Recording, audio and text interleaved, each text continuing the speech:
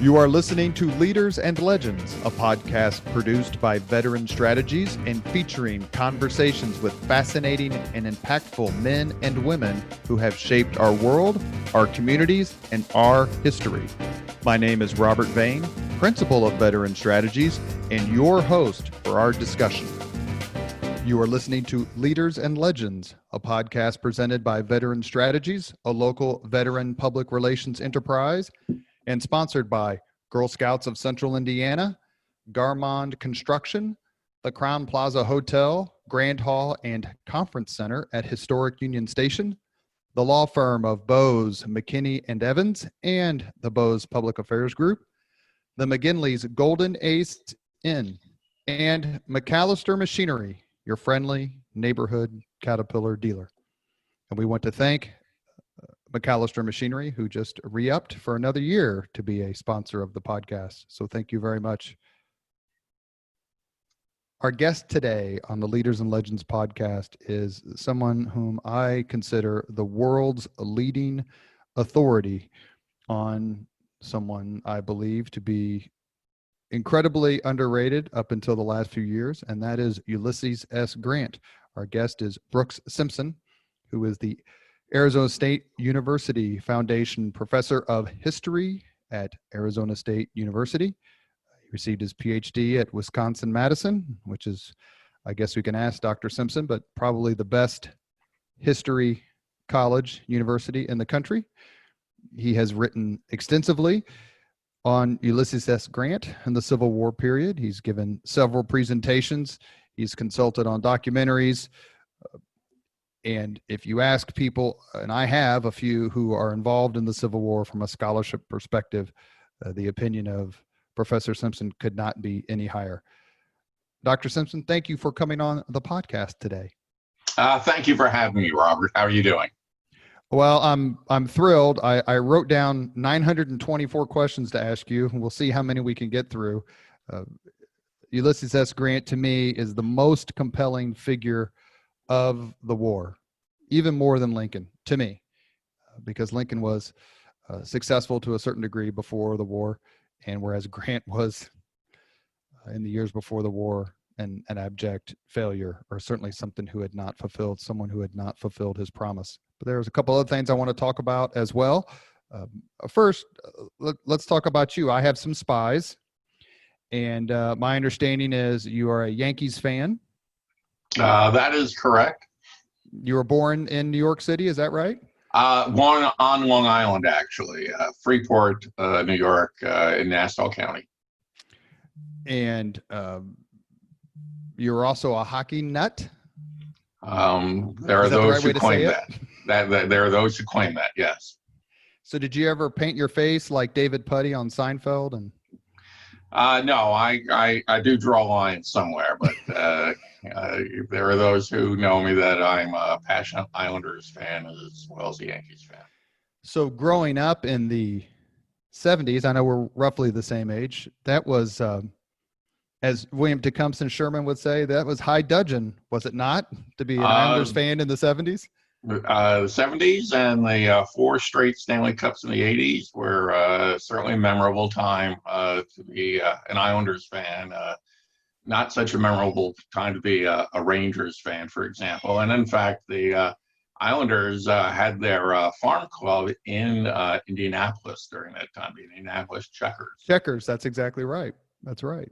Who was your favorite Islander? Mike Bossy?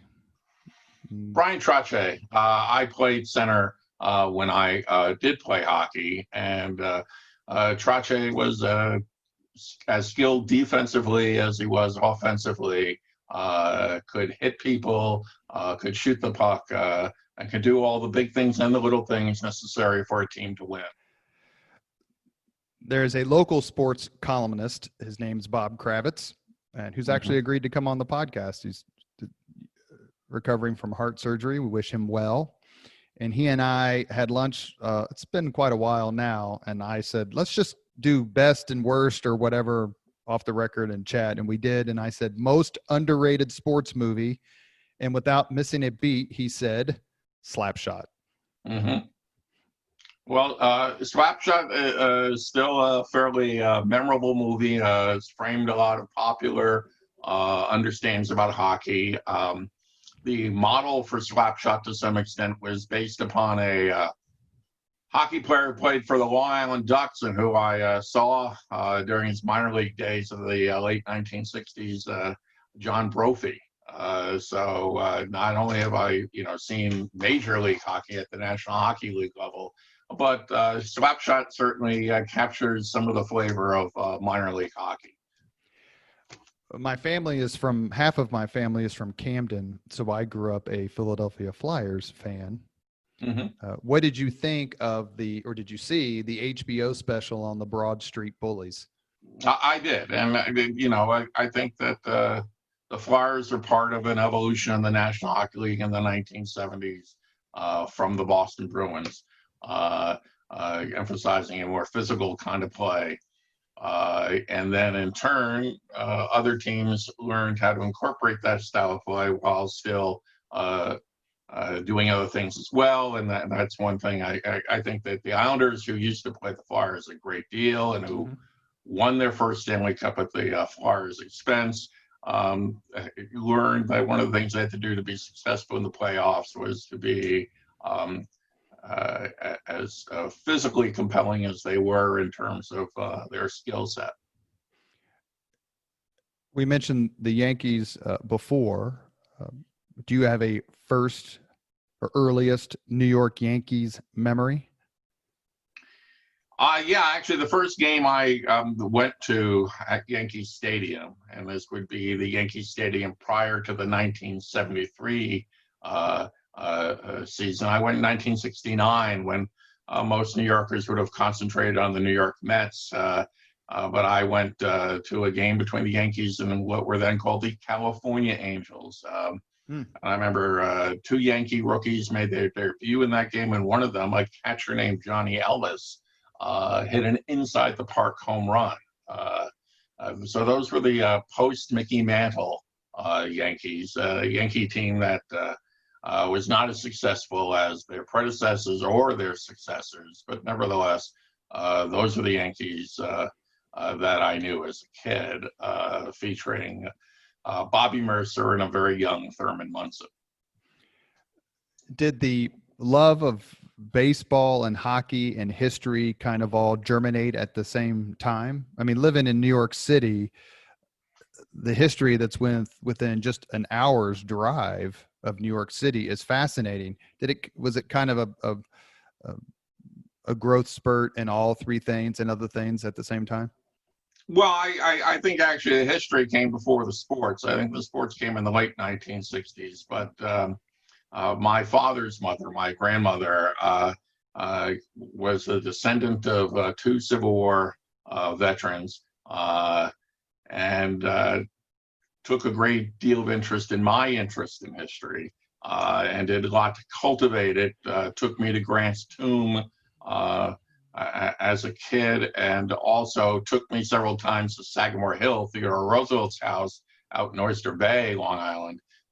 She had met Roosevelt when he had been in South America, and so she had this rather vivid description of encountering him with the teeth all over the place and the energetic way, and talking about being delighted to meet her and all the like. And so she had some stories to tell, and both she and my parents did a lot to foster that interest, coming on the heels of the Civil War centennial between 1961 and 1965. So New York's World's Fair in 1964-65 featured an exhibit from the state of Illinois, and that's where Walt Disney had his animatronic Abraham Lincoln.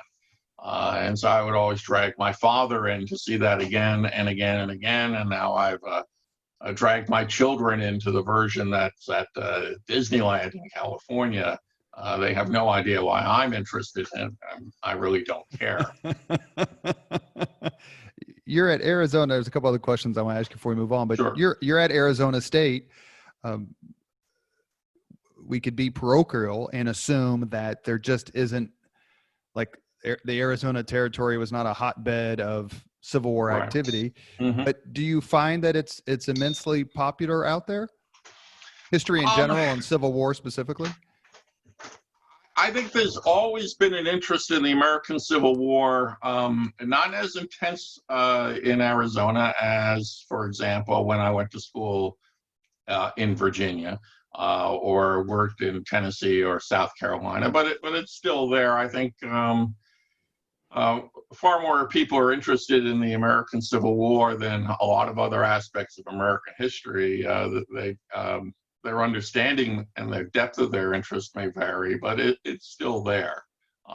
It's something I would see as much more of an American thing in many ways than just simply a part of the southeast part of the country. I just think people in the southeast of the country, white Southerners in particular, have a little more intensity about the American Civil War because for them it's highly personal.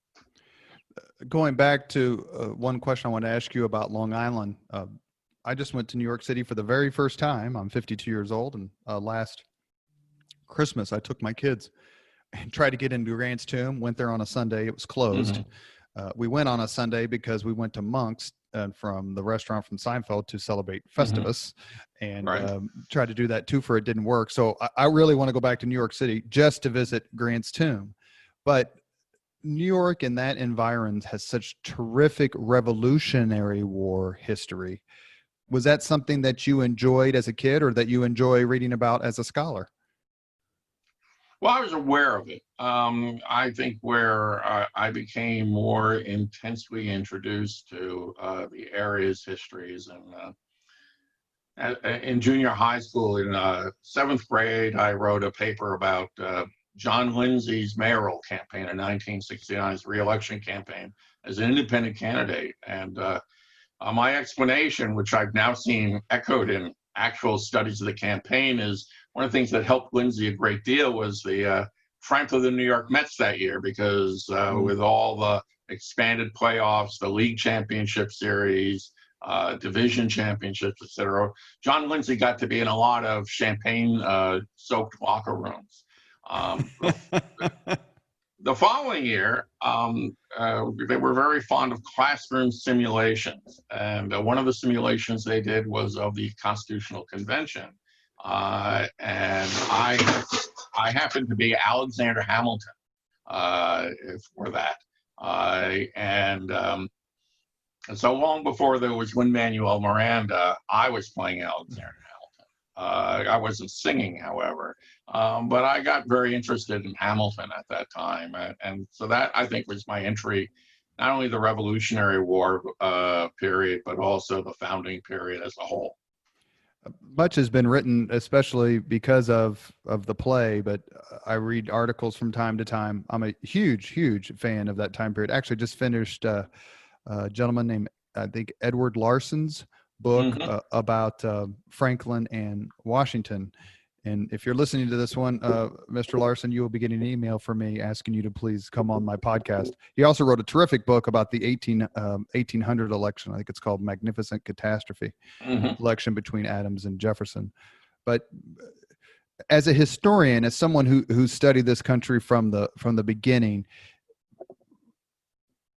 is it a fair or accurate statement, or both, to say we are living in Hamilton's America and not Jefferson's America?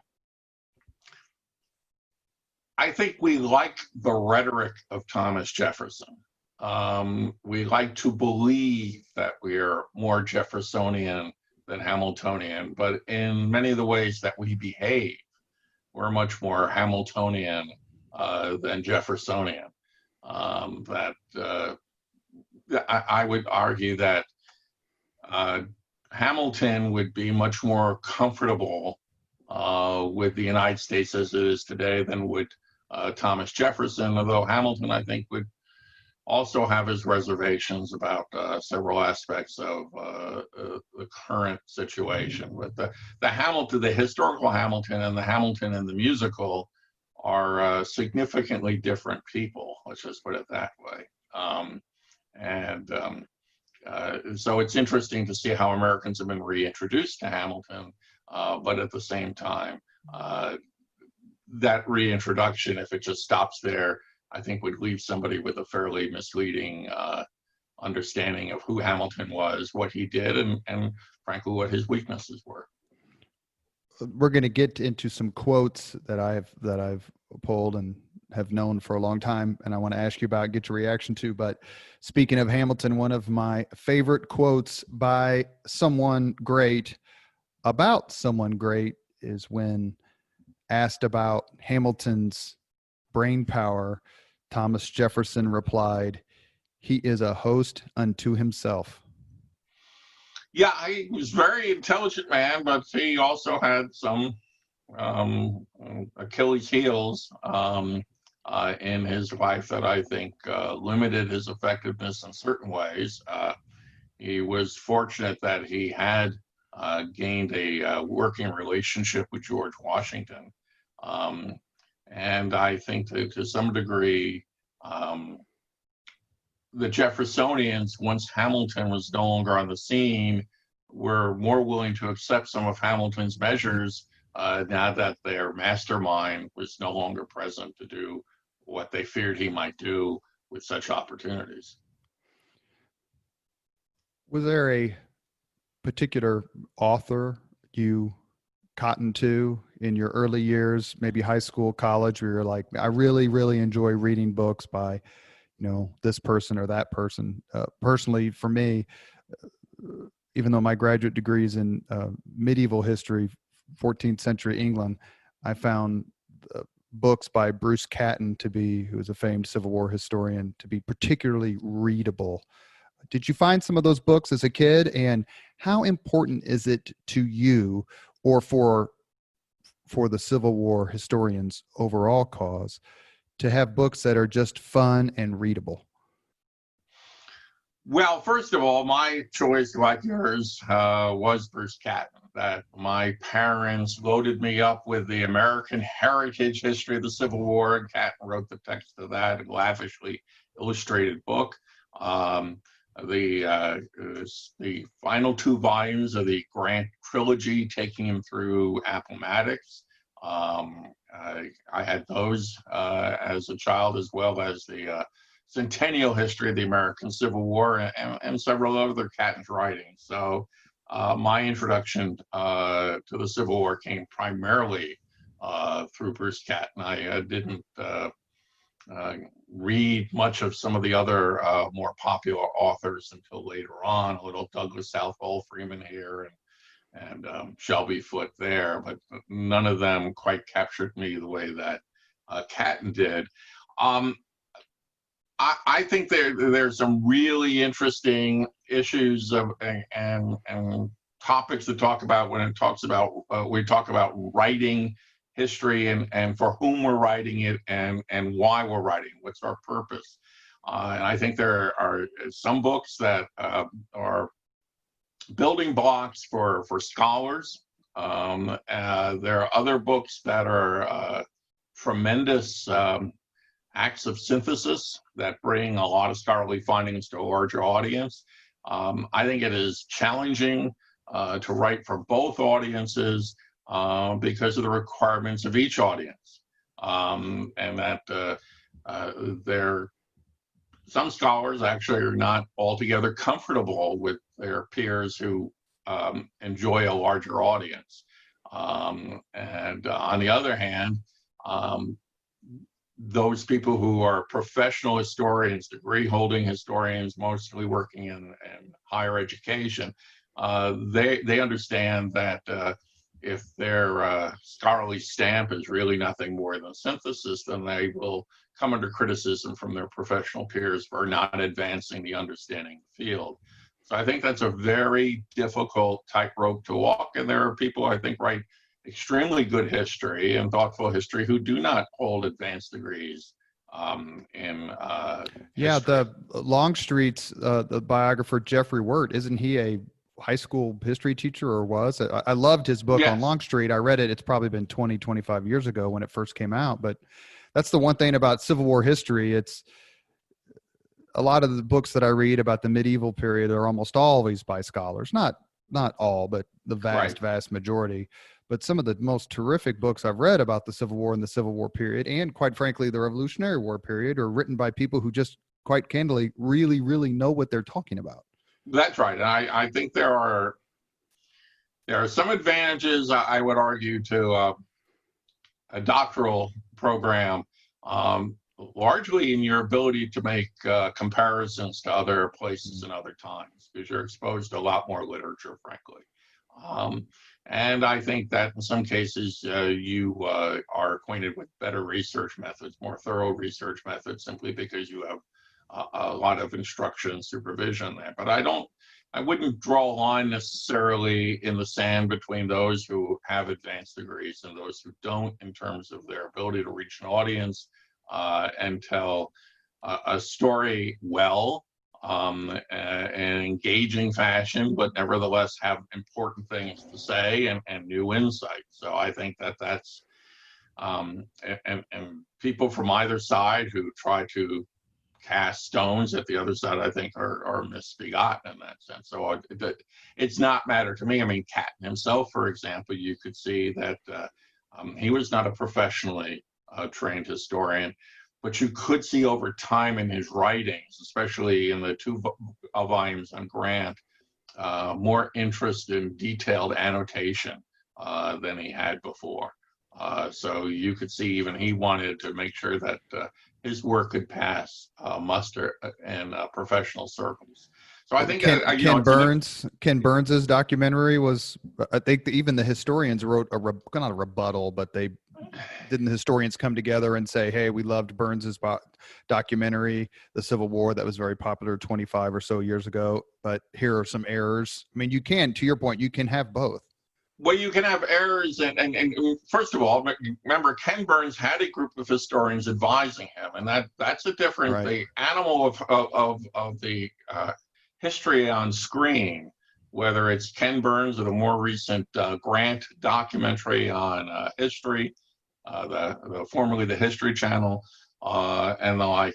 That's a different animal altogether, because there are going to be issues of compression, of selection. If you actually look at a script for an hour show, you realize how little there is in terms of space and time to get information across. The problem always is when any movie comes out, the Spielberg Lincoln movie in 2012, for example, right. There are going to be compromises made, and the debate is always between those people who get history solely or primarily through such visual presentations, going all the way back to Birth of a Nation and Gone with the Wind, or if they see that as an opportunity, then look at other things. And so I think there's always going to be a tension there.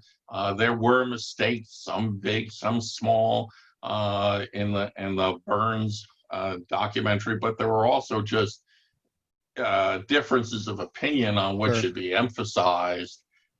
Burns himself has said recently in an interview with Chris Cuomo that he would do it differently now than he would have when he was putting it together in the late 1980s. You mentioned Gone with the Wind, and we try not to date these podcasts, although I frequently do. It's being recorded on July 1st, which is not only the first day of the Battle of the Somme, in which 60,000 British were killed, injured, or missing in a single day.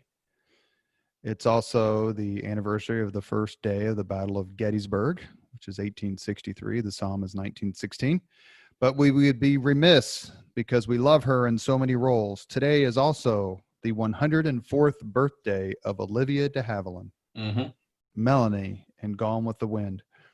You are listening to Leaders and Legends, a podcast presented by Veteran Strategies, a local veteran public relations enterprise, and sponsored by Girl Scouts of Central Indiana, Garmond Construction, the Crown Plaza Hotel, Grand Hall, and Conference Center at Historic Union Station, the law firm of Bose, McKinney, and Evans, and the Bose Public Affairs Group, the McGinley's Golden Ace Inn, and McAllister Machinery, your friendly neighborhood Caterpillar dealer.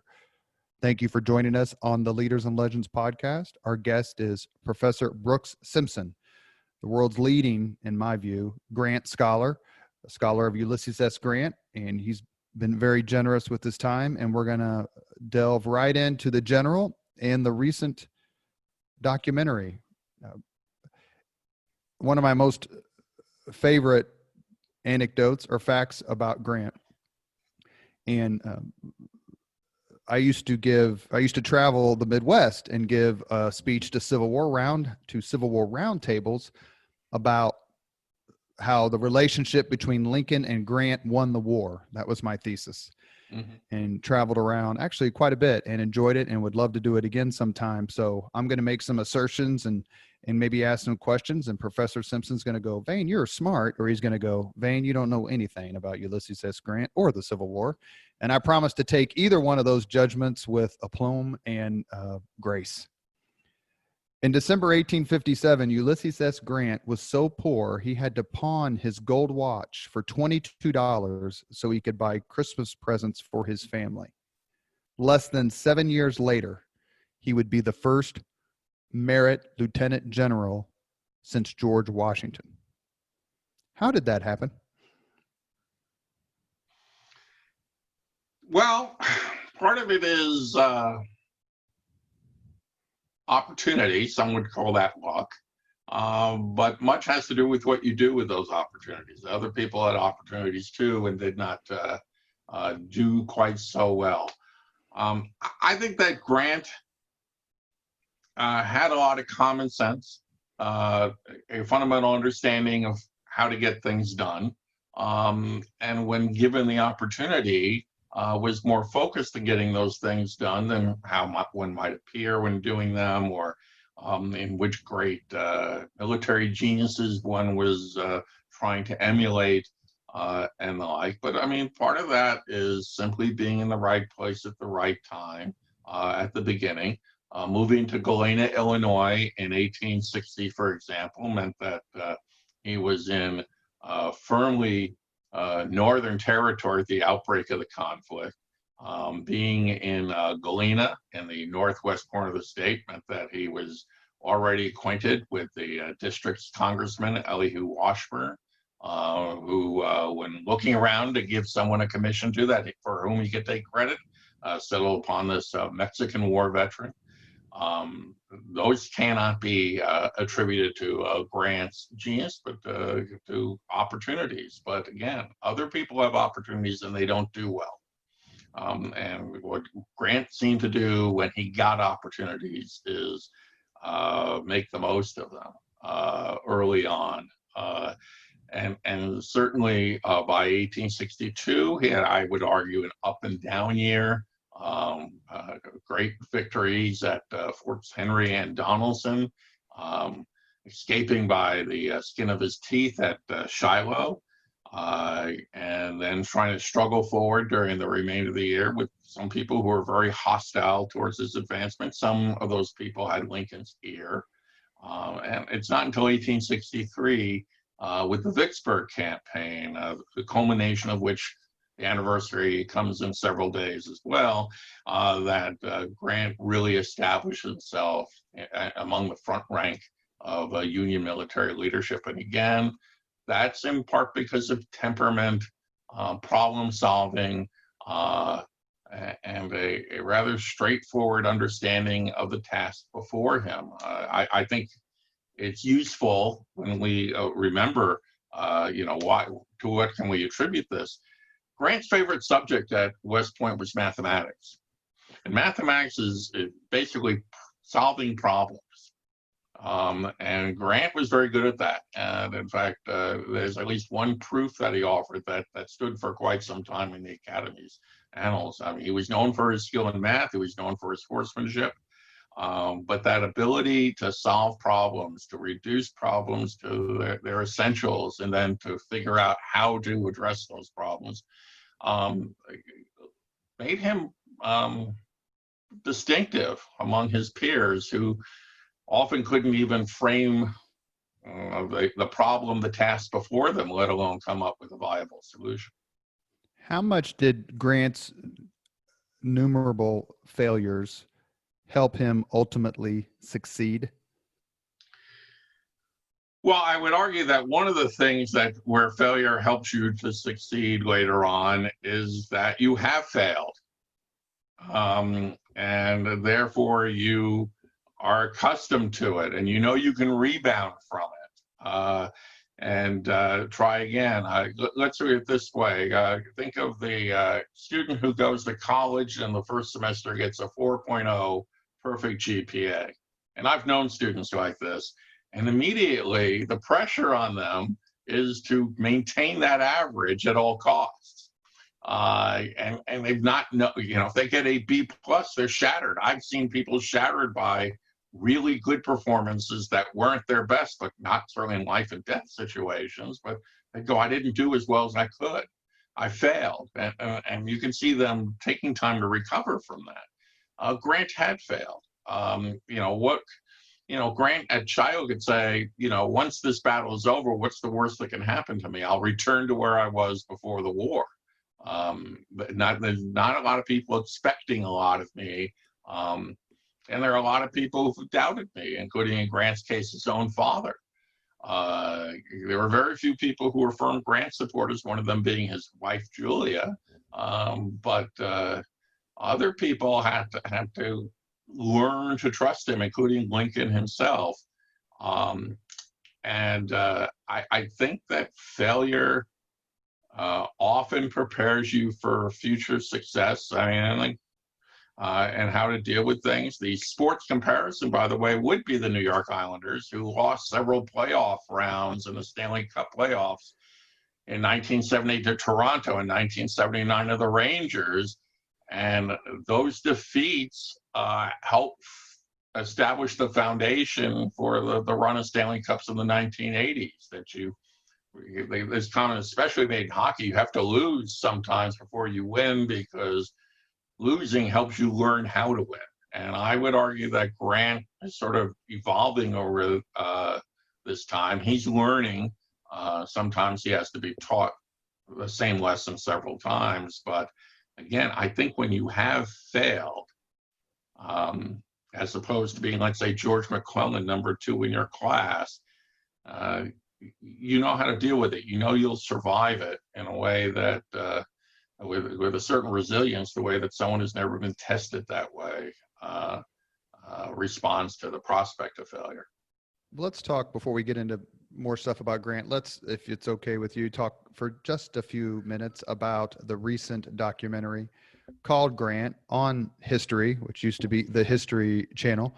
It was very popular by, I think, every measure, but it received some pointed criticism.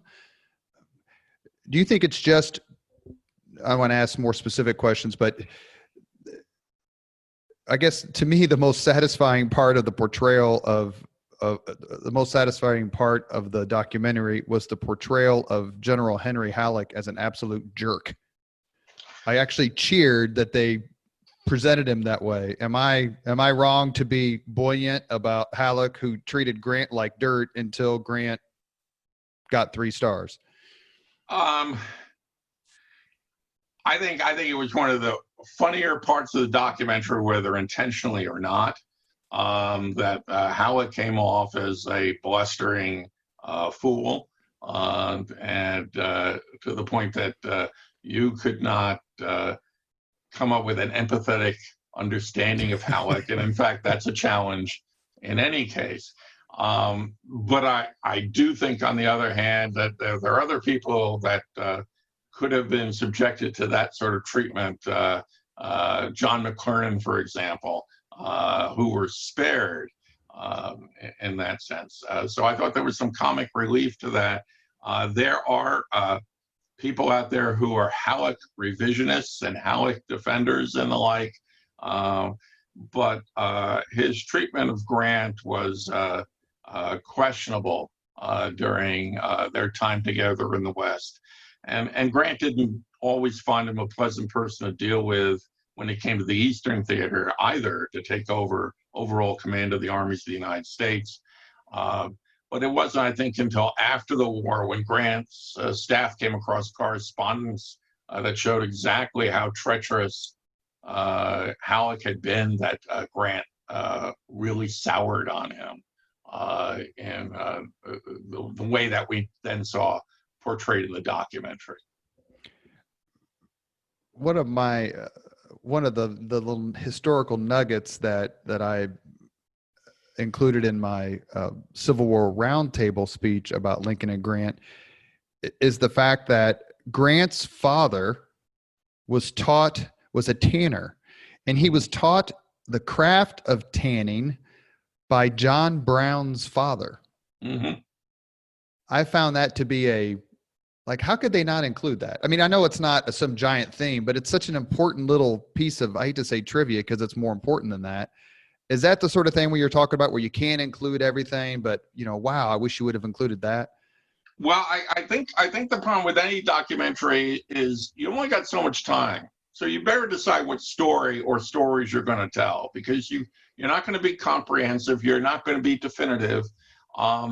And I think one of the problems with the documentary, in fact, was not deciding which story to tell or which themes to concentrate on. And I also think the documentary tended to bend over towards the wartime Grant and using reenactors sometimes to excess at the expense of I call it some narrative unity and thematic continuity. So it's not just that Grant's father worked in Owen Brown's tannery and was very aware of John Brown as a young man, but that Grant had gone to a prep school in Ripley, Ohio, right before he went to West Point. And the fellow who ran that prep school, for example, a guy named the Reverend John Rankin, actually also operated a station on the Underground Railroad. So that Grant was in the area, of course, where Eliza crosses the Ohio River to escape to freedom, and Uncle Tom's Cabin. That's that same area. So Grant was aware of these issues as a young man, and he had to do a lot of thinking of them, about them, even as he, goes to Missouri, falls in love with the daughter of a slaveholder, and indeed during the 1850s works on his father-in-law's plantation, works alongside slaves, owns a slave for a while. And yet neighbors say he's a lousy slaveholder because he pays slaves way too much, and he doesn't beat them, he doesn't whip them, he's not a disciplinarian. But from the beginning, the issue of slavery runs through Grant's life. It's much a personal challenge what to do about this, because it enters his life in so many directions as it is a public issue. And I'm not going to try to spend a bunch of time trying to punk out this documentary, which is certainly, if you're a Civil War fan or a Grant fan or a history fan, it's certainly worth watching. Mm-hmm. But one thing I wanted to see done, especially because I think they spent a little, they mentioned the surrender at Appomattox, even though they have Grant dressing a hell of a lot better than he did at the actual ceremony, is Grant's personal role in basically saving Robert E. Lee's hide after the Civil War. Please talk just a few minutes about that. They met for the surrender. Then I think they met the next day, because that's where Grant sees General Longstreet, who he's known for years, and they were close friends. And then Lee visits Grant when Grant is president. But in between then, the president who takes over after Lincoln's assassination, Andrew Johnson, wants to go after Lee. And you correct me if this history isn't correct. Johnson wants to go after Lee, and Grant saves him or protects him. Essentially, that's what happened. That Andrew Johnson wanted to put Confederate leaders on trial for treason. And in fact, Jefferson Davis was imprisoned in Fortress Monroe, Virginia, for several years as they debated over how to handle his case.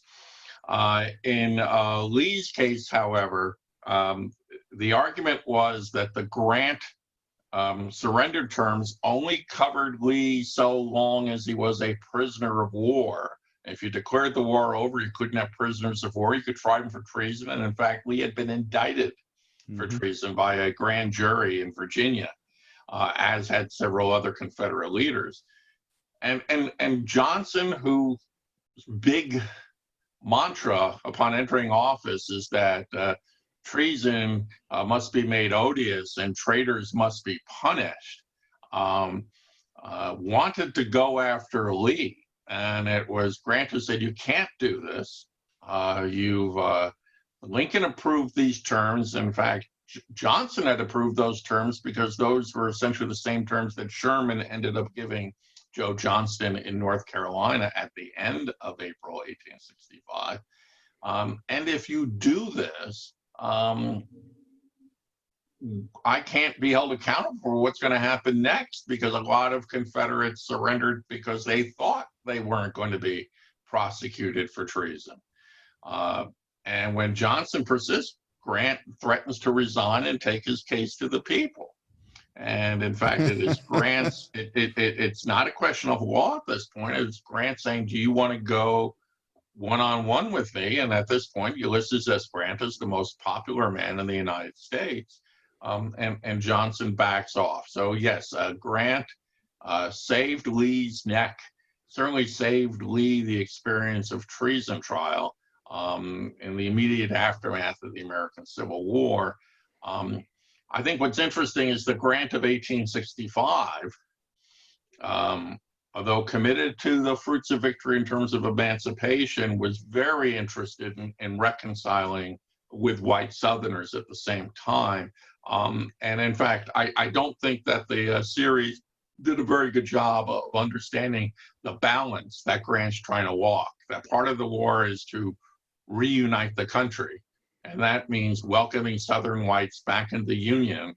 But is the price going to be the betrayal of Black aspirations for freedom, liberty, opportunity, equality, and the like? It's a little more complex than that rather short treatment has. It also is a little more complex as to why Grant chose to run for president, a position that he really didn't want. I think you emphasized earlier Grant's struggles in the 1850s economically. Well, by 1866, Ulysses S. Grant's got 4 stars on his shoulder. The rank of General of the Army is created for him. He's getting things from all over the place because at that time, let's say, ethical boundaries weren't what they would be now. People in Boston, because Bostonians are who they are, they gave him a library. People from Philly, given who they are, they gave him a house. People from New York, being who they are, they just gave him money. And he was being treated as this great man in his own nice Washington house, etc. And he'd have to give that up if he ran for president. There was no retirement program. There's no pension program for a president at the time. People forget that when Grant became president in 1869, he was the youngest man at that time ever to become president of the United States. He'd secured his economic future, and now he's being asked to put all that at risk to enter politics. So there was a sense of personal sacrifice there. Those things, so again, what story are you going to tell? And what's the purpose of your documentary? Because I think you have to accept you cannot do everything. And I think one of the challenges with that, the recent documentary, was it didn't always choose what it wanted to do very well, and then didn't persist in that. The one thing you did mention, which I think was sort of amusing, when people watch these things, there are a group of people who will point out that the rifles are wrong, the terrain is wrong, it's the wrong time of the day. And by the way, most of these criticisms were correct, but a lot of the audience isn't looking for that. But Grant was always uniformed incorrectly. And in fact, the Grant uniform of 1861 is the same as the one in 1865, by the way, except for the number of stars on his shoulder straps. And there's no picture of Grant that shows him wearing his uniform coat in the way that the series had. And as you said, he comes somewhat overdressed to Appomattox with all these brass buttons and the like, instead of the rather plain private tunic that he wore. he only had his shoulder straps on, and they said he looked like a fly on a shoulder of beef when he walked into Wilmer McLean's parlor, with all the mud and red clay of the Virginia countryside splattered all over him. So, And I think his idol was Zachary Taylor, who was that's dressed right. like a bum, and with all due respect, President Taylor. And Robert E. Lee's idol was Winfield Scott, Old who Fuss and Feathers. yeah, who was a brevet lieutenant general, but it was always dressed like he was going to the prom. And so you could that should have been brought out in the visual that was presented, as the contrast between the two is not only not education, because they both went to West Point, but there were so many contrasts in height and bearing and in continence and attitude, but they were almost personified by the fact that Lee dresses really well because he thinks that he's going to be Grant's prisoner. That's right, and and that's when Grant Lee's headquarters baggage is lost during the retreat, they basically had to make a decision when they're trying to get away. Okay, what are you going to get? So Lee decides to pick out one of his best uniforms and one of his best swords, and that's why he looks great, because everything else has been lost or sacrificed. Grant. And it can get very humid in Virginia in the summer, and there it is spring, and he had these special duds cut out for him, in part so he could relax at headquarters, and in part because he didn't make such a noticeable target for a sharpshooter. Let me ask you one more question about the documentary, because, and then we'll move on. Sure. Let me make a declaratory statement and you correct me. To me, the best love story of the Civil War is Ulysses Grant and his wife, Julia. He loved her so much. She was dedicated and devoted to him. That really doesn't come out in the documentary. Again, I'm not trying to be a jerk about it, but like, if you want to understand Ulysses S. Grant, you have to understand how much his wife and family meant to him. I think that, people noticed that while Julia Dent was present in the first of the 3 episodes that aired, that Julia disappeared during the second and most of the 3rd episode. And yet she was always his stalwart supporter. He made efforts to take his wife along when he could. Not on campaign, but when things settled down for a while, he'd call on Julia to get to the front. Documentary even missed the fact that Grant often was accompanied by his son, Fred, who was born in 1850. In fact, Fred was hit by a spent ball during the Vicksburg campaign. And if you go to the Illinois Monument today in Vicksburg, which is located pretty near the surrender site where Grant and John C. Pemberton met on July 3rd, 1863. Fred Grant's name is listed as one of the Illinoisans who fought in the Vicksburg campaign. Grant was an intensely devoted family man. And the love story I have with Julia is one of the great stories of American history, their mutual devotion. And Grant's being a very indulgent father, in contrast to how his own father treated him. Right. Had consequences for Grant's life down to his final year. Some of them positive, some of them negative. But it was a great love story. It's missing there. Again, it's just a question of what story do you want to tell, or stories, what 2 or 3 themes do you want to pursue? Even the Burns documentary that you mentioned before, one of the emphases was to talk about the cost of battle. And you will see after the coverage of every battle, there'll be rather somber tones playing, and some will reflect upon what a battlefield looks like afterwards, and what's the cost of war. I think you have to choose your themes in that sense, because you only have so much time. And if you view your documentary as a way to spark interest rather than a way to have the word on the person, I think you do better. That's certainly what Burns's documentary did. It sparked interest. It sparked discussion. Right. And I think that that's something that future documentary makers have to think about. What's your point? Movie makers do this all the time. Steven Spielberg's Lincoln takes Team of Rivals and condenses it to one episode in Lincoln's life. That's not even a featured part of Doris Kearns Goodwin's narrative. Right.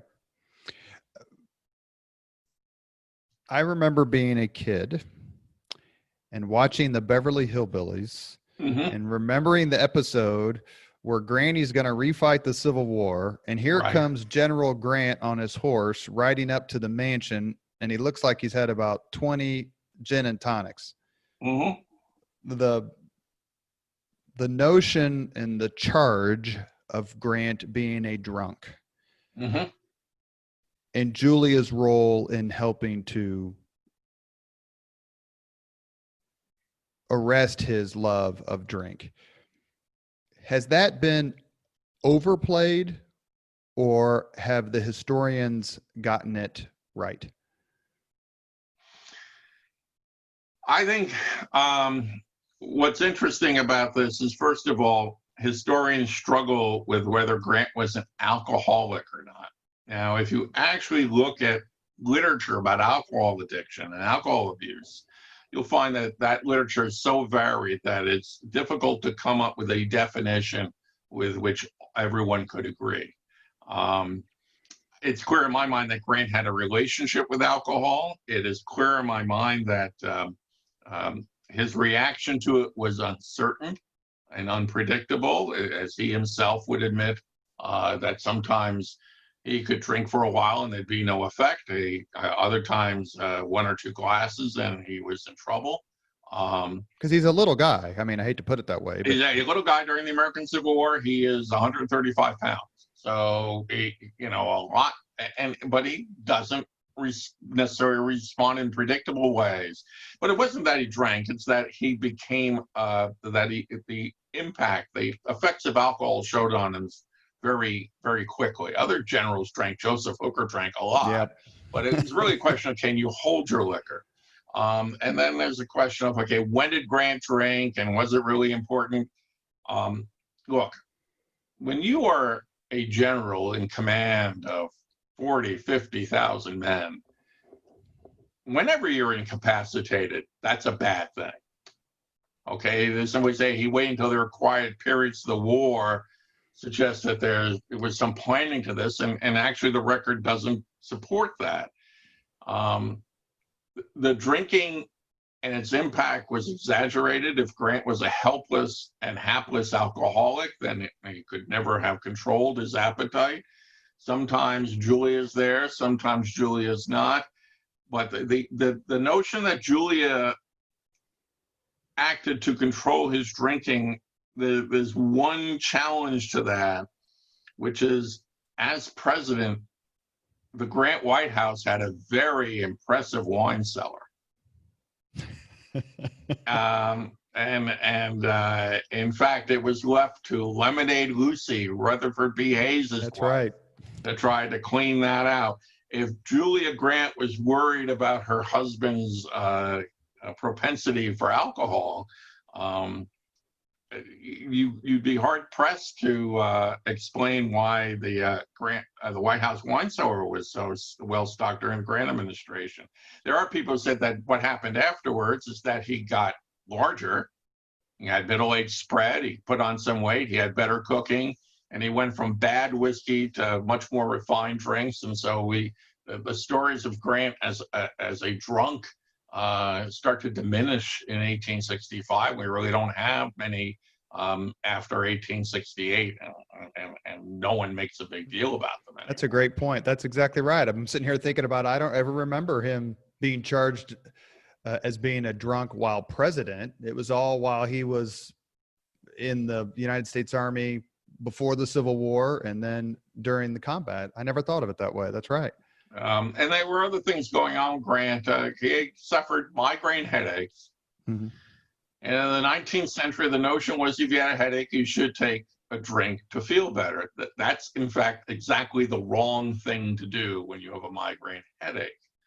And there are some times in which we can look at incidents where Grant's reported to be drunk, and we'll find other reports at the same time saying that he had a migraine headache, he was under the weather, and people actually pushed alcohol on him to try to say, hey, look, you'll feel better if you have a drink or two. He has a headache, you remember, Yeah, the night, that's right. night I'm before sorry, I interrupted you. Appomattox. That's right.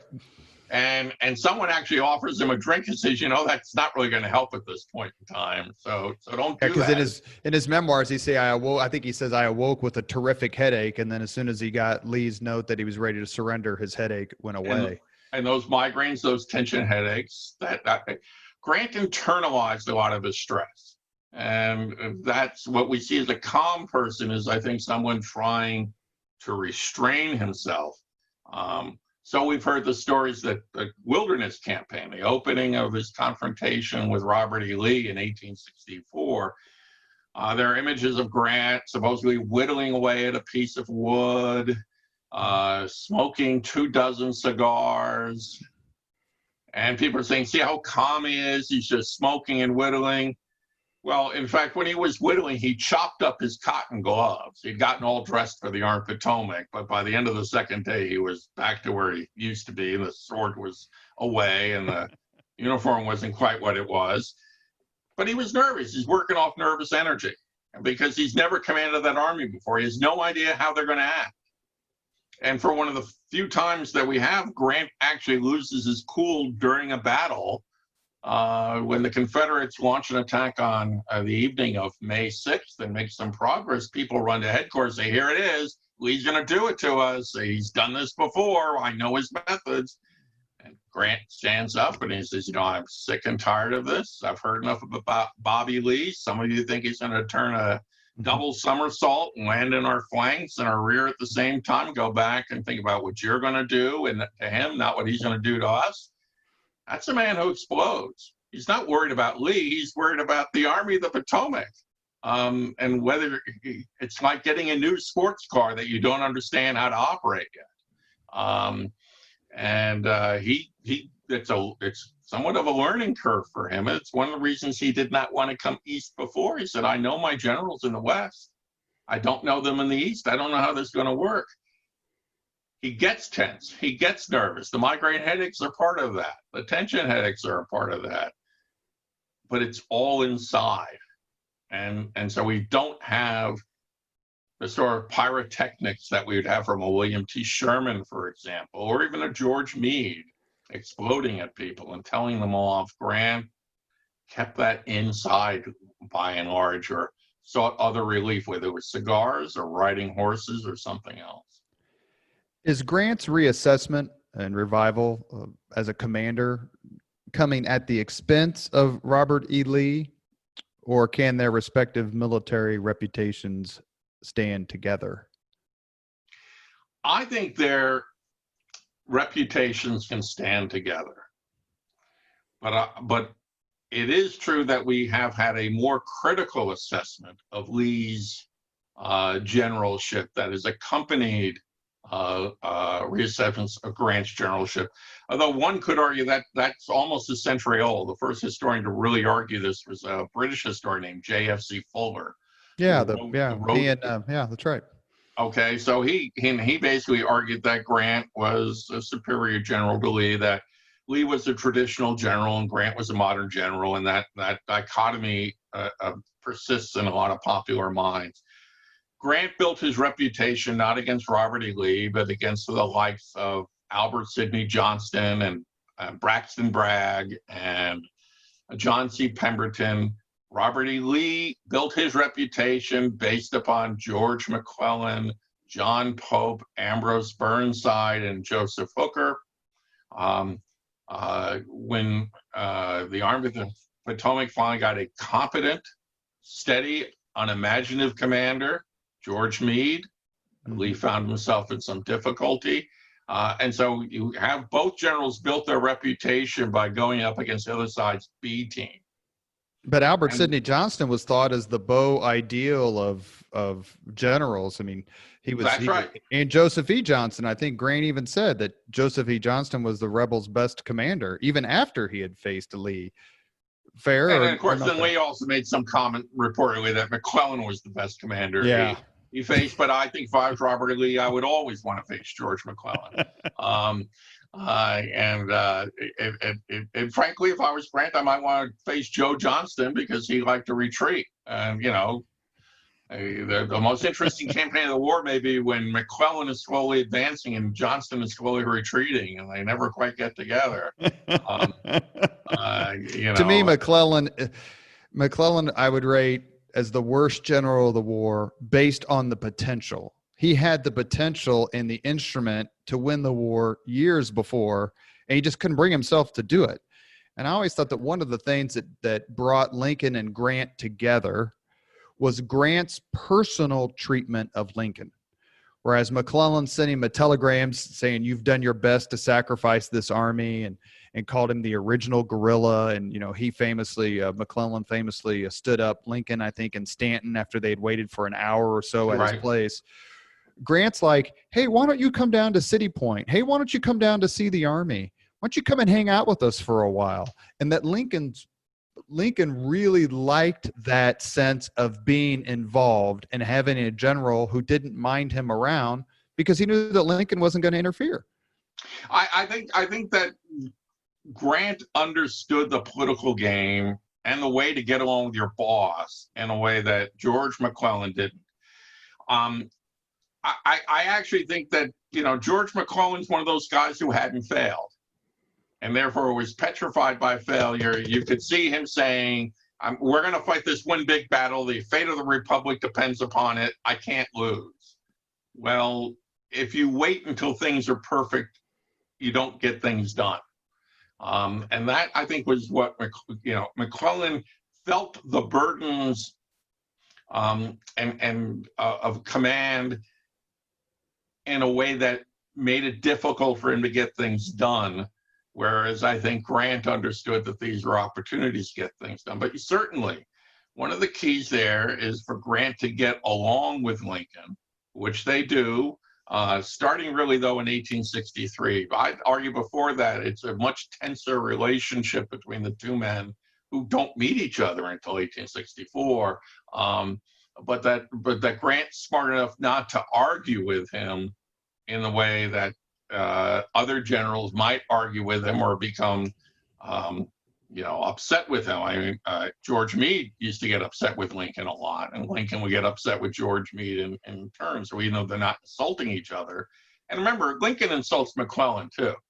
The slows. This isn't the Army of Potomac. This is Joe McClellan's bodyguard, for example. What have your horses done that have made them tired? I mean, it's a dysfunctional relationship between Lincoln and McClellan on both sides.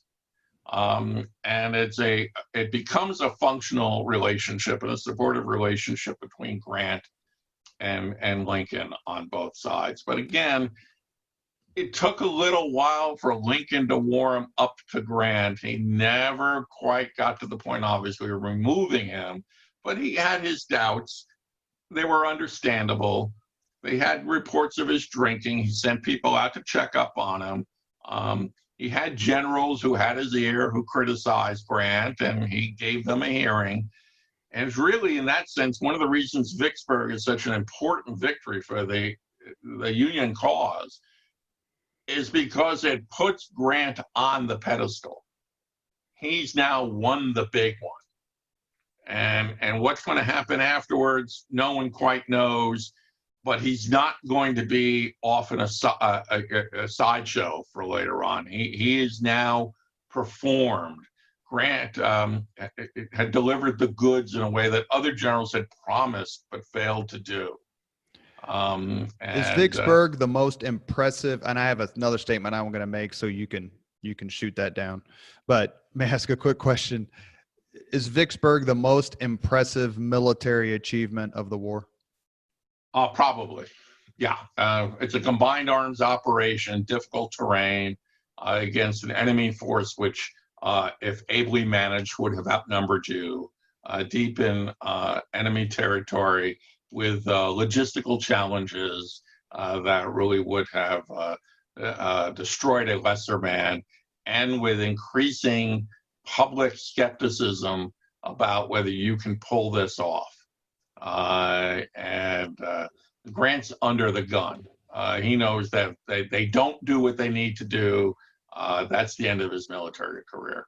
So there's a lot going on there, and the stakes are high, and then the results are very significant for the progress of Union arms during the war. Okay, so the wonderful and brilliant and generous and kind and all around terrific Hoosier, Peter Carmichael, who came on this podcast, and one of the very first ones we did last year, I made this statement to him, and he laughed, and he didn't Peter's the head of the Civil War Institute at Gettysburg College, and he and I had the same history advisor for undergraduate. We actually would have been there. We would have been at IUPUI, Indiana University here at Indianapolis at the same time, had I not joined the Army right out of high school. So I made this statement to him, and I'll make it to you, and you push back or tell me, hey, I'm onto something. Shiloh is the most important battle of the war. If Shiloh had been lost, then all, or if not all, but certainly most of the seeds of the ultimate Confederate defeat and Union victory would not have been planted. Grant would have certainly have not survived it, at least as we know it. The friendship between Grant and Sherman, which was cemented at Shiloh, would not have taken place, would not have had the opportunity to grow. Grant would not have gotten the subsequent opportunities. Shiloh also, in my view, planted in the minds of not just the people who were there, but others, that there's not going to be a negotiated settlement. The South is going to have to be conquered. The armies are going to have to be defeated. This fact may be wrong, but I remember reading it one time that more people were killed and wounded at Shiloh than in every single battle and every single conflict in United States history up to that date, which was April, I think, 6th and 7th, 1862. Shiloh, to me, cements the relationship between Grant and Sherman, which helped win the war. There's a terrific book about it. I forget who wrote it. I don't know if it was Charles Blake, Brace and Flood, but someone wrote a book about the partnership between them and how they won the war. It allowed the Union to stay on the offensive in the West, where a lot of people think the war was won. And there are other things I could say, but that's my thesis. If I had to choose one battle that was the genesis of the Confederate defeat, I would choose Shiloh. How wrong am I? Look, I think it's always going to be tough to talk about what are turning points and what's the most important battle. One could flip this and say that, the most important campaign during the war, and some people have said this, are the 7 days going on in Virginia at the same time, because after the 7 days, the notion of a quick war went away, and the road to escalation and emancipation is established at that time. Certainly in terms of Grant's career and Sherman's career, that's important. But there are so many what ifs that I could talk about, there, but for the grace of God, everything changes. At Belmont, which is the previous year, when Grant makes his escape onto a steamer, he relaxes for a moment, then gets up, and a moment later, a bullet enters the steamer right where his head would have been. So there are all these almost moments. In terms of Shiloh, one thing that's important in terms of Shiloh is that Charles F. Smith, a man who most people would not know of at all, is not there. He had been at West Point on the instructional staff when Grant was there as a cadet. Grant looked up to him. Smith was the person he got advice from. He was his most seasoned division commander. Smith is injured prior to Shiloh, does not participate just at the time that Sherman takes the field under Grant in the West. I think Grant would have leaned on Smith before he leaned on Sherman, just because they knew each other. And so it's sort of interesting that Smith's absence and Sherman's arrival coincide in an interesting way. But certainly Shiloh is, as it was, given how Shiloh did turn out, it was a near disaster for Grant, even though the Union Army wins. That there's talk of removing Grant, that Henry Halleck's skepticism about Grant seems to be confirmed. Now, whether it means that there's an escalation, I think Union forces really get the sense of that, not so much on the battlefield, but when they occupy Western Tennessee in the summer of 1862, when they find out that Confederate civilians are a little more determined to win than they thought they might be. Mm-hmm. And then at the same time, they have to deal with escaped slaves coming into their lines and forcing the issue of what's our status? What are you going to do with us? And if you protect our freedom that we've secured for ourselves by escaping, and then white Southerners are going to say, see, I told you it was a war against slavery. After all, they're going to revolutionize our society. So I think that certainly in terms of the individuals, the generals, Shiloh is important. That had the Confederates won, yeah, things are tremendously different. You can probably take Grant off the board, and I would argue that Grant off the board leaves Sherman without somebody who can sort of oversee Sherman's development and deal with Sherman's rough spots. So I mean, that's a perfectly, understandable way to see that in terms of the triumph of Grant. But what if the Vicksburg campaign goes south? Grant and Sherman would suffer as well in that. So there are always these interesting what ifs. And that's, one thing that has led to the churning out of so many books about the military history of the American Civil War. What if this happened? What if that happened? I mean, today is the anniversary of one of the great what ifs of that time. What if Richard Ewell had attacked Cemetery Hill on the evening of July 1st?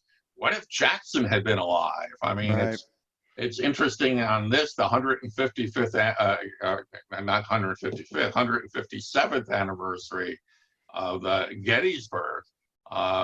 People were saying in Gettysburg on July 1, where's Jackson? Now, I gather today in Richmond, they're saying, where's Jackson? Because his monument's being removed from Monument Avenue today. Right.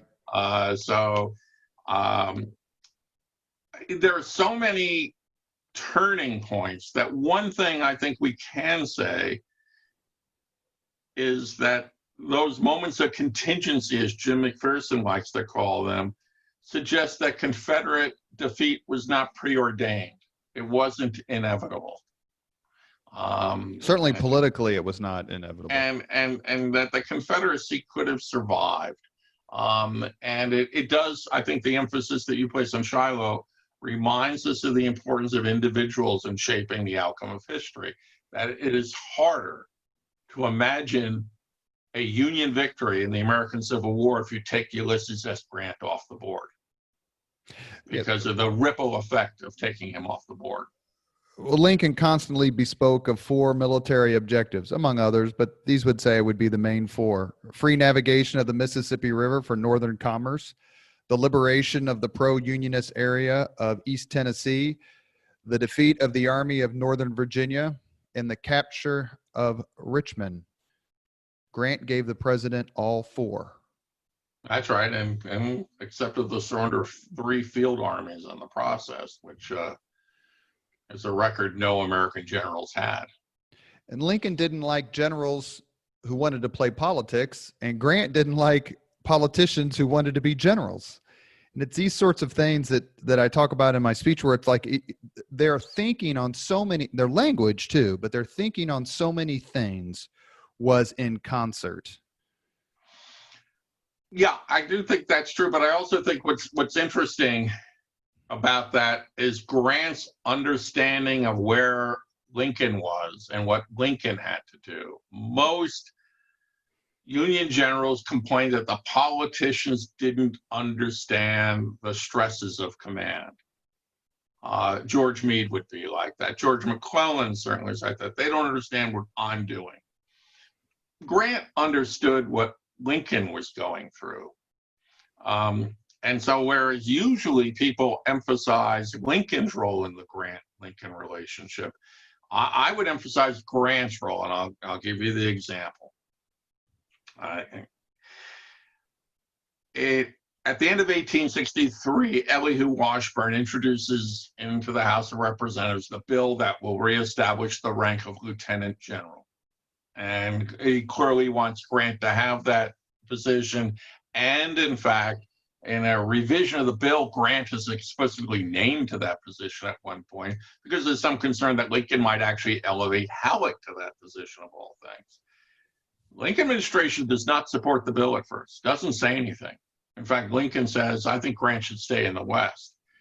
But there's continuing debate and discussion about this. And then Grant sends a letter to one of his division commanders, Frank Blair. And Frank Blair is now in Congress.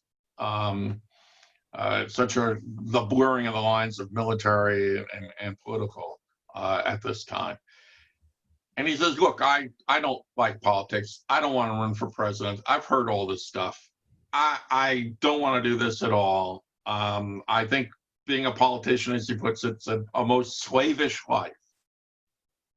Nothing could induce me to seek the presidency. Right, and then he's. But the key part to this letter is: do not show this letter to anyone unless it be the president himself. Which to me is show this to Lincoln so he understands that I'm not interested in his job. That he knew what Lincoln had gone through with other generals, and he said, "Look, I'm not going to be a threat to you." And it's interesting about that time. Lincoln comes around and says, "Okay, yeah, let's have the bill, and I'll appoint Grant." And well, because Grant's father's telling everyone that his son should be president. That's right. Well, Grant, yes. And Lincoln describes it as which I thought was typical Lincoln, the presidential grub. Once it starts gnawing on somebody, it's hard to say no to. And so I think Grant understood Lincoln's situation, what Lincoln needed, which I think if you look at other Union generals, they either don't understand it or they're dismissive of it. And so Grant always understood, and this I do think sets him apart from most of his peers, if not all of them, the wider political dimensions of the war.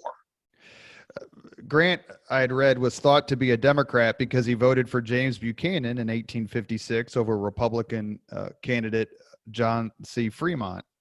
Grant explained his vote by stating he, quote, voted for Buchanan because he didn't know him and against Fremont because he did.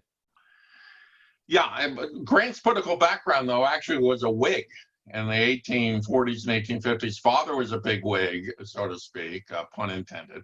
But Grant was, if anything, pro-Whig, and one of his political heroes would have been Henry Clay. Lincoln's political hero. He comes and of course both Taylor and Scott run on the Whig ticket for president. Grant, in fact, shows up to get some Army paperwork done in 1852, but Washington's closed because of Henry Clay's funeral. So there's, Grant's political identity, I would argue, does not become solidified until Andrew Johnson's administration, where he then clearly becomes a Whig, a Republican, with Whiggish tendencies, much like Lincoln had been. And because in part he also saw many of the Democrats during the war in the North as threatening the Union cause, as being disloyal to the fate of his own soldiers. So Grant becomes a Republican, and in many cases, really the first real Republican president, since Lincoln's a transitional figure in that regard. But I don't think that partisan identity really solidifies until after the war is over. One thing I don't want to give short shrift to in the few moments we have remaining is Grant's sense of personality and how it manifested itself as president. Grant was, and I think I'm going to get this quote mostly right. He was described once he took over from the Army of the Potomac as commander of, of all the armies and marched with the Army of the Potomac. He was described as habitually wearing the expression of a man who had determined to run his head into a brick wall and was about to do it. Grant also had a terrific sense of humor. My favorite Grantism is, they asked if he could whistle. Am I going to get this right? And he says, I know two tunes. One is Yankee Doodle and the other one isn't. Yeah, that's right. And that's why those who want to Grant the musical are going to be sadly frustrated by the fact that the central character doesn't care for music. Wasn't much of a dancer either. But Grant as president facing Reconstruction, which I have to be candid, I've not studied Reconstruction, but I've ordered your book, and there's a couple articles I have up. Actually, I have pulled up your article on the Lieutenant General bill that you have written. I didn't get it all finished before the podcast, but is Grant's task as president during Reconstruction equal to or more than arduous than his role as commander-in-chief of the United States armies in the Civil War? I think it's one of the most difficult challenges an American president has faced upon assuming office, in part because so much of Reconstruction had already taken place under the Johnson administration in rather flawed ways that left Grant with a mess. That the role of the federal government was going to be limited because of notions of federalism, that there was far less commitment among Northern whites for Black equality than there had been for preserving the Union, that white Southerners were far more unified by the notion of white superiority than they were for Confederate independence. I think we have to understand that Confederacy was never an end to many white Southerners. It was a means to an end. And that end could still be met in large part in the post-war period. So you have dwindling public support, a very determined terrorist operation going on in the South by white supremacists that I think we've underappreciated. And limited tools to deal with these things. For example, this is the 150th anniversary of the creation of the Department of Justice. Well, that's created during the Grant administration in large part to deal with all the cases that they have to deal with Reconstruction and with violence against African Americans and their white allies in the South. I think that the best way to deal with this is to relate this to something we talked about earlier.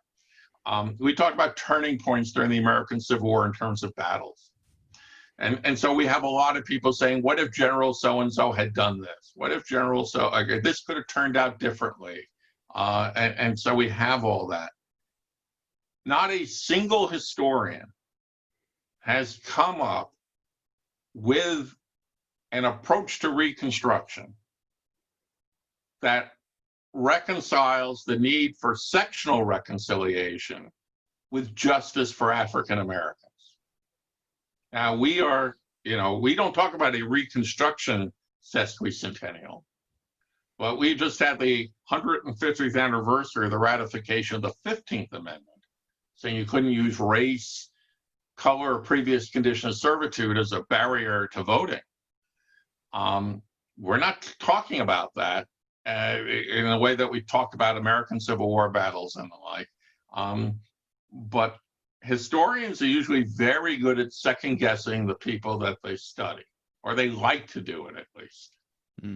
But no one's come up with, okay, this is what should have happened that was politically possible at the time. I think that should be a humbling experience for us. What would you have done? No one's really come up with a really good answer in terms of what could you do that could have passed muster with white Americans, North and South, as well as African Americans, North and South, during that time. So I think it's a problem.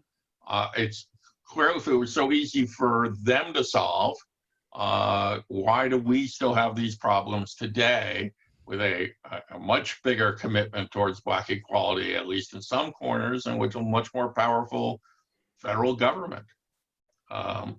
We find those problems difficult to solve. How could Grant find them easier to solve? We frequently pair Frederick Douglass with Abraham Lincoln in various meetings, and especially Douglass's compliments to President Lincoln right after he had given the second inaugural address, the "with malice toward none" address. But Douglass and Grant had a strong association as well, a very strong one. How would you describe it, and why do you think it doesn't get more notice? I think it is a fairly strong relationship. It's much more supportive. Douglass is much less critical of Grant than he would be of Lincoln at times. That Lincoln-Douglas, Frederick Douglass relationship takes a little while to form because Douglass is critical of Lincoln at various times. So that's a relationship that takes some time to build. Douglass sees Grant as a really powerful advocate of Black equality and is frankly much more forthright in his support of Grant and various administration measures looking to promote Black opportunity. And in fact, this goes down to the present day. There's certainly a controversy about a statue in Washington, D.C., dedicated in 1876, with President Grant present, where the dedication speech was given by Frederick Douglass. And it's called the Emancipation Monument, and it's of an African-American rising from his knees towards a standing Abraham Lincoln. And a lot of people, including people at the time, including Douglass himself, said, well, okay, this picture by itself is not necessarily what I would have really liked. But it's interesting that when Douglass says we ought to talk about other monuments that should be on this one monument itself is insufficient to tell the story. One of the monuments he talks about erecting is one of Ulysses S. Grant at that moment. That's 1876, when the retreat from Reconstruction has begun, when it has become evident to Grant and other Republicans that support for Reconstruction is dwindling in the North, that the terrorists have won in the South, so to speak. So it's interesting that the first thing that Douglass talks about is not necessarily more statues of African Americans asserting themselves, although he would have been open to that. But he talks about, we should have a statue of Grant there as well. And it's interesting that Grant's role in that story, in all its complexity and all its ambivalence, has not been told in a meaningful way. That drifts all the way back to his days, before the war. I mean, you talked about things that people don't know. When Grant was in Missouri, he knew members of the Blow family. It had been the Blow family that had at one point owned Dred Scott and was supported Scott's court cases in the Dred Scott decision.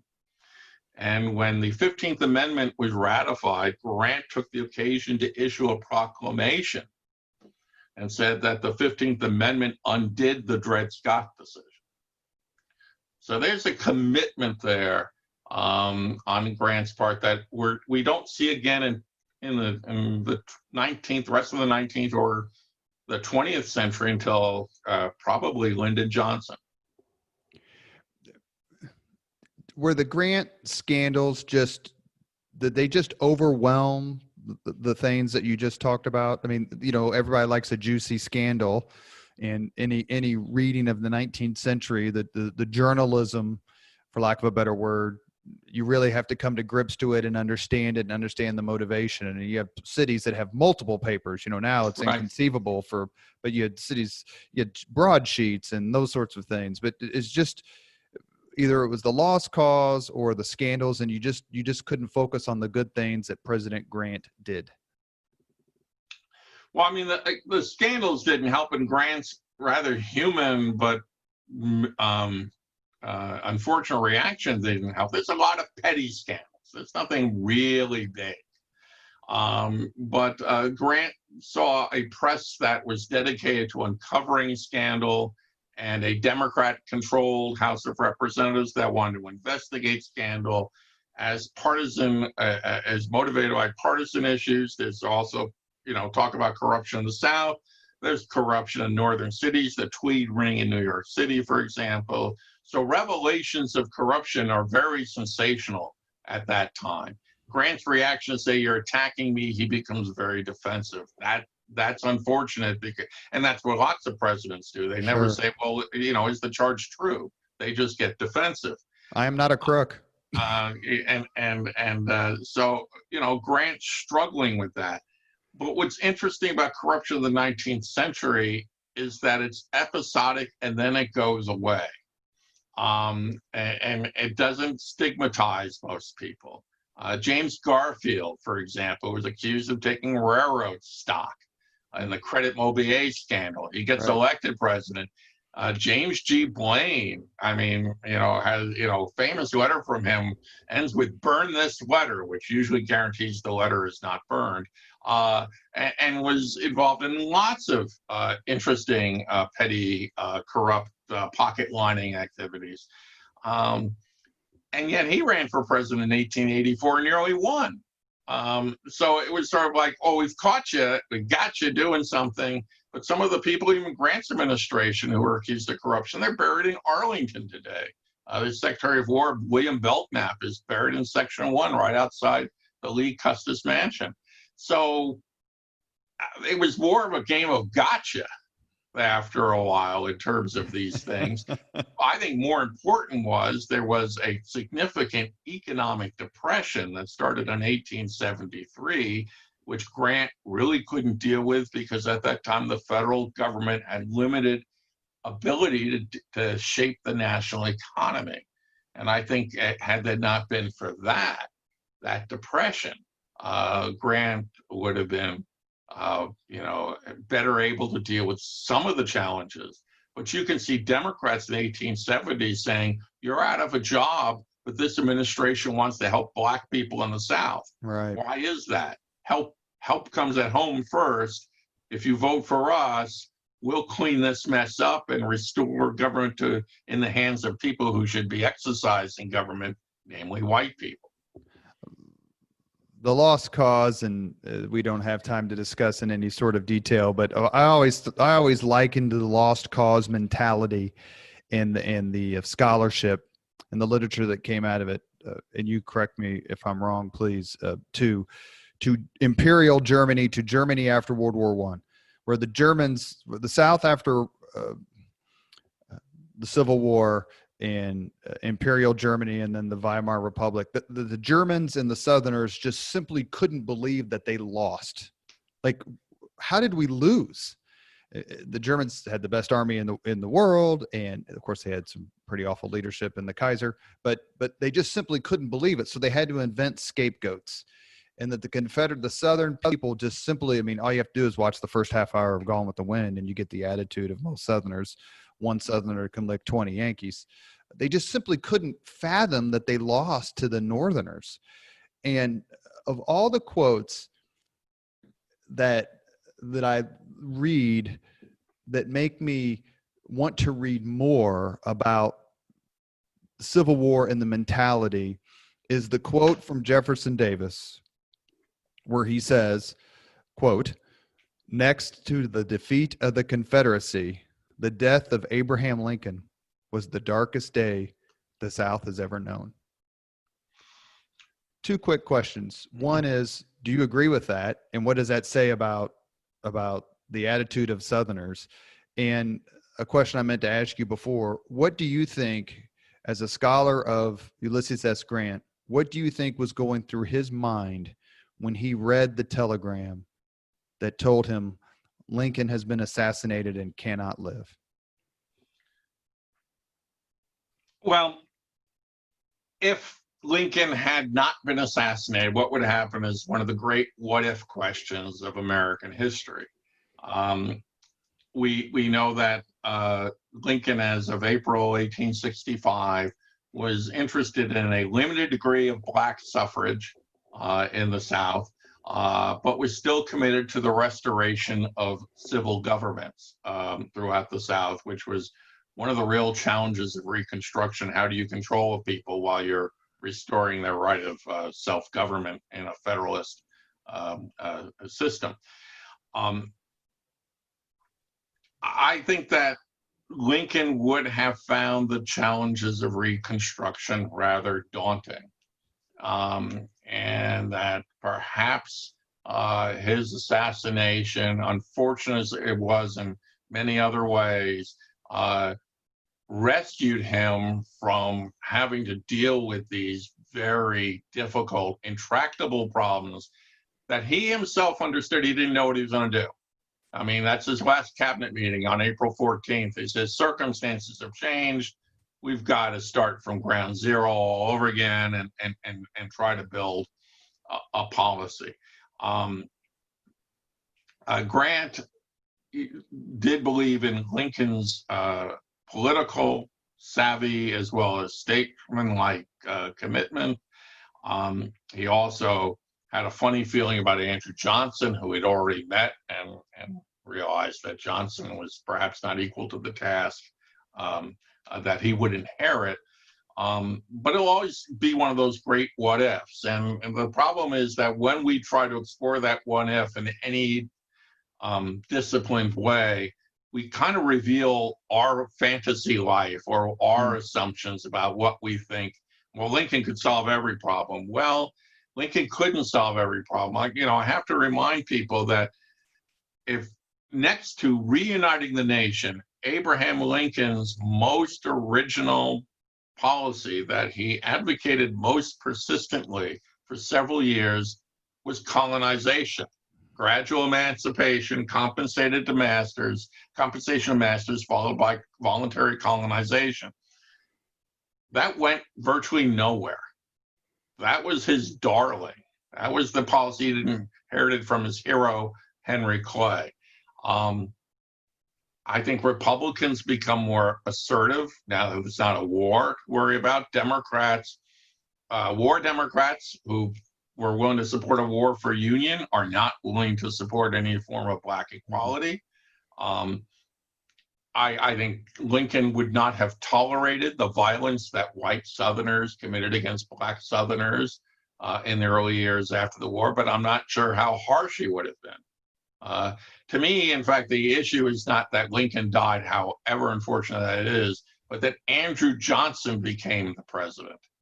Because Andrew Johnson, given his commitments, given his beliefs, given his racism, which people thought was deep even for the time. Right. You talk about presidential relationships with Frederick Douglass. The one that Frederick Douglass had with Andrew Johnson was horrific. And the confrontation between the two men in February 1866 is one of the most uncomfortable discussions you'll ever see between a white president and an African-American leader. So as tragic as Lincoln's passing is, I think it's Andrew Johnson becoming president that ensures that what is to follow is going to be a disaster. And had there been somebody else who'd been, maybe wonderfully mediocre or unexceptional, willing to listen to others, that president might have had a better time. But Andrew Johnson, one of the ways in which Abraham Lincoln stands out as a great president is on one side there's James Buchanan, and the other side there's Andrew Johnson. Two men who will continue to inhabit the bottom five of American presidents for quite some time. And, whereas I think Grant has now come up to about a mid-level, which I think is an acceptable, a presidency that had some accomplishments and some failures in a fairly difficult time. That's probably better than how Grant used to be evaluated. And I think that's fair, but Lincoln gets to profit from the people around him in a way that perhaps no other American president quite had that excellent opportunity. That's a terrific point. I mean, obviously you think about them, James Buchanan and Andrew Johnson being terrible presidents, but right. I mean, you talk about a rose between two thorns. Uh, Last question I want to ask before we get to the 5 questions is, you can't have a podcast with a Grant historian, and we are talking to Professor Brooks Simpson, a Grant biographer and one of the leading, if not the leading, Grant scholars in the country and the world, without at least one quick question about Grant's memoirs. I read Mr. Flood's book. I think it's called Grant's Final Victory. About Grant. It's absolutely I loved that book. Not bothly the memoirs, which I read a long time ago, but Mr. Flood's book about Grant racing against his own death to finish these memoirs. It's superb. But you, as a scholar, when you read the memoirs or you read about the memoirs of U.S. Grant, the personal memoirs of U.S. Grant, as a writer and a historian, what is your estimation of them? And I can tell you a very quick story, and I'll make it quick. George Will gave a speech down in Bloomington, where Indiana University is, and I went down there to listen to it. And he said he would sign books. So everyone brought these books, and they brought books that Will had written. And I was enough of a snot to bring my copy of the personal memoirs of U.S. Grant. And I handed it to him. I said, Dr. Will, would you mind signing this for me? And he looked at me like, what the hell are these? Like, this binding is so old, it can't be one of mine. And he flipped it over and he looked at it and he saw the name of the book and who the author was. And George Will looked right at me and goes, I wish I had written a book as good as this. And he signed it. It's also actually currently signed. I have the copy of it. It's signed by both George Will and Mitch Daniels, who are good friends. And so as a scholar, as a Grant admirer, as someone who studies the era and writes and has been published, the personal memoirs of U.S. Grant, worth the hype? Yes, worth the hype. At the same time, the mastery of this book, the achievement of this book, which was written under such dire and desperate circumstances, and a truly courageous act of will, is that Grant leads you to believe that his version of events is the version of events. There are personal scores he settles in there. There's the occasional comment or sarcastic remark. But by and large, those people who have questions, and some of them have very serious questions with the accuracy of some of Grant's statements. The problem is that Grant's prose is so persuasive that most readers are convinced that this is what the story of the war was.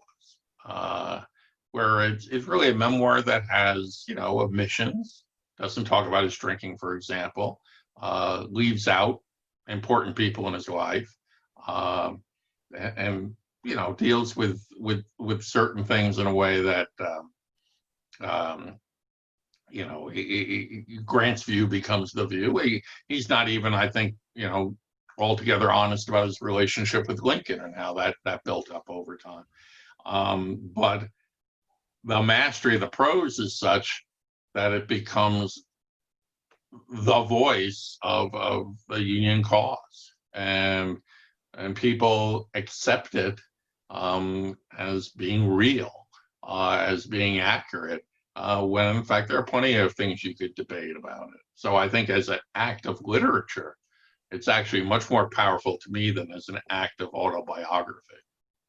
Does it mention, does it mention, if I don't remember the exact number, forgive me, but is it General Order 11 where he expels the... No, it doesn't mention that at all, for example. He expels... It doesn't mention the Go ahead. expulsion of the Jews from his military district at the end of 1862. Doesn't mention that at all. Doesn't mention a lot of things. And I don't think the Grant documentary did either, that would just came out. No, it didn't. And that was one of the You see that, but see, I could argue that's okay. You got to decide what story you're going to tell, or what's the purpose of your documentary. And again, Grant at least had a story to tell, and he follows that narrative line, of how his story is the nation's story, and his part in it. But there are issues. I said this a long time ago, and I now understand on various quoted sites. I said it's a bad business to fall in love with dead people. And what I mean by that is a biographer's idea is to make you understand somebody, warts and all, strengths and weaknesses. A lot of Civil War writing about generals tends to be of the cheerleader sort of, I like General so-and-so and I don't like General so-and-so. And Patton and Montgomery in World War II. You can't like them right. both. So, as you said, does Grant's rise and reputation coincide with Lee's? Do you have to denigrate Lee to exalt Grant, or the other way around? Or do you have to denigrate Grant in order to exalt George Thomas or George B. McClellan or William S. Rosecrans, yeah. For example? Do you have to make fun of Grant in order to get your little heroes? There's a lot of cheerleading going on in some Civil War military history that concentrates on generals. But, Grant's memoirs become this book that everyone runs into sooner or later. They have to deal with it. And as a piece of literature, it's magnificent. But I think part of the art of narrative and the art of memory is not only what you remember, what you forget, and how you tell what you do remember. And so there are things missing from that book, which make it somewhat less than a true confessional autobiography or a deep insights. Grant lets you in when he wants to let you in. He keeps you out when he wants to keep you out. Ironically, perhaps, and I discovered this quote when I was doing the research for my own presentation, the Richmond Dispatch newspaper, so maybe this is irony, eulogized Ulysses S. Grant best upon his death when they wrote, quote, "He was so pervaded by greatness that he seemed not to be conscious that he was great." Yeah, and I think that's true, but I also think a way of looking at it is a story from the Grant presidency, when the grounds around the White House were much more open than they are now. And there's a fellow who comes to Washington, and he's not quite sure what to make of the national capital or its chief inhabitant. And he's walking around the White House, and he comes upon somebody, and they begin to chat. And finally, the visitor says, between you and me, I think they make too much of Grant. I think he's probably overrated. And the other fellow shakes his head yes and agrees. Okay, then two break up. Fellow goes back to his hotel. Then he hears there's a White House reception, which was very common in the 19th century. You'd open the doors of the White House once a week, and people would come in and shake hands. That's how Grant and Lincoln actually met for the first time in 1864. And so he decides, what the heck, I'm in Washington, I'm going to go to the White House and I'll shake hands with the president. And he's in line, and he walks up and he looks up. That's the guy he was talking to in the afternoon. And Grant recognizes him and smiles and says, glad to meet you here. And the guy, was very impressed by Grant's rather low-key approach to his own reputation. And that doesn't mean Grant wasn't a proud man. He was. But he understood the ups and downs better than most people could. He could laugh at himself when necessary. You are listening to Leaders and Legends, a podcast presented by Veteran Strategies, a local veteran public relations enterprise, and sponsored by Girl Scouts of Central Indiana, Garmond Construction, the Crown Plaza Hotel, Grand Hall, and Conference Center at Historic Union Station. And I believe it's at Historic Union Station where Stanton met Ulysses S. Grant to give him the commission to command the armies of the West in 1863. Yes, but in that meeting, he actually went up and said, "I recognize you from your pictures," and he shook the hand of Grant's Surgeon General. Poor, poor Uncle Sam Grant. The law firm of Bose, McKinney, and Evans, and the Bose Public Affairs Group, the McGinley's Golden Ace Inn, and McAllister Machinery, your friendly neighborhood Caterpillar dealer. We're going to do the 5 questions with Grant, Ulysses S. Grant scholar, Professor Brooks Simpson. Actually, it's interesting because the Union Station in Indianapolis, which quite frankly is just a few blocks from where I'm doing this podcast, also, besides Ulysses S. Grant, welcomed Arthur Conan Doyle. Mm-hmm. And there's actually a plaque there for him. We end the podcast with the same 5 questions to everyone, and we'll make them quick. Are you ready? Ready. What was your first job? I worked in a bookstore in Charlottesville, Virginia. What was your first concert? I think the Little River Band in Charlottesville in the 1970s. That's a new one. We've not yet had the Little River Band. We've had some good ones, not that one. And this number 3 and 4 and 5 are going to be tough for you based on your scholarship and all the people you know, but please give it your best shot. Number 3, if you could suggest any book for someone to read, which book would you choose?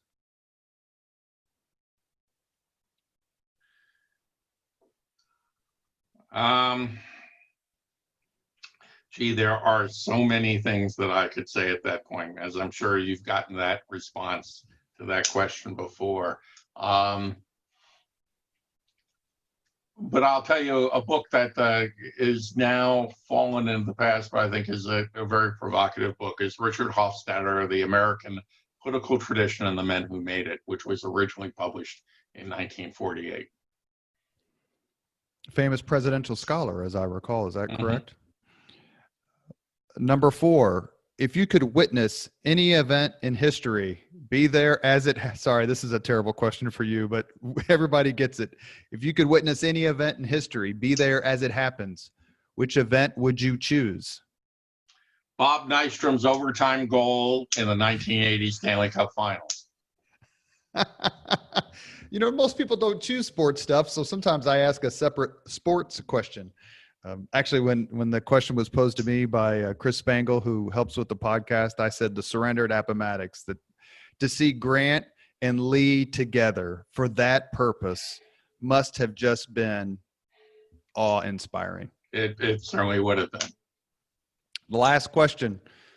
If you could have dinner with anyone living today, 2 hours, completely off the record, whom would you choose? Probably Barack Obama. He's been very popular. Actually, so is George W. Bush. They both have been. Well, if I had George W. Bush there, I'd make sure there were no pretzels. But he's a very affable person as well. I would want to pick Obama's brain on things that people might not normally talk to him about, because I do think he's an interesting person. But I also remember that, I understand the high esteem in which people hold him.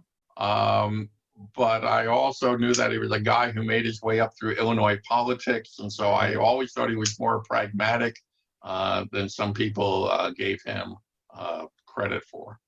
And presidents in general have been very popular. George W. Bush, and I think Barack Obama, are both significant and dedicated history buffs. Mm-hmm. And so it'd always be interesting to me to talk to someone who had held the highest office, like, President Obama.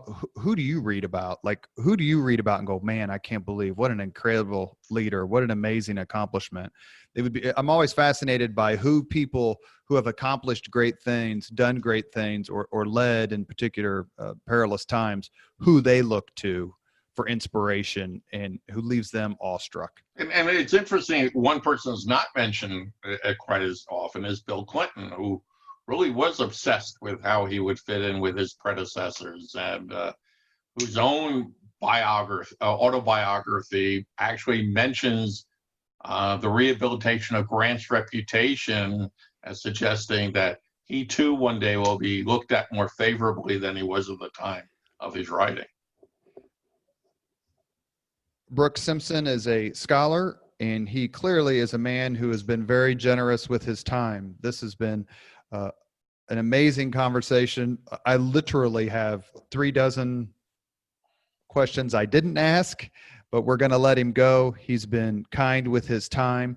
Thank you so very much, Professor Simpson. We are very, very honored to get a chance to speak to you. And personally, let me say that I very much enjoy your work on Grant, and for you to spend some time with us today talking about this man and his accomplishments is a real treat. Thank you. Well, thank you very much. Thank you very much for listening to Leaders and Legends, brought to you by Veteran Strategies Incorporated. If you want to contact us about this program or our menu of public relations services, please send us an email at robert@veteranstrategies.com. That's robert@veteranstrategies.com.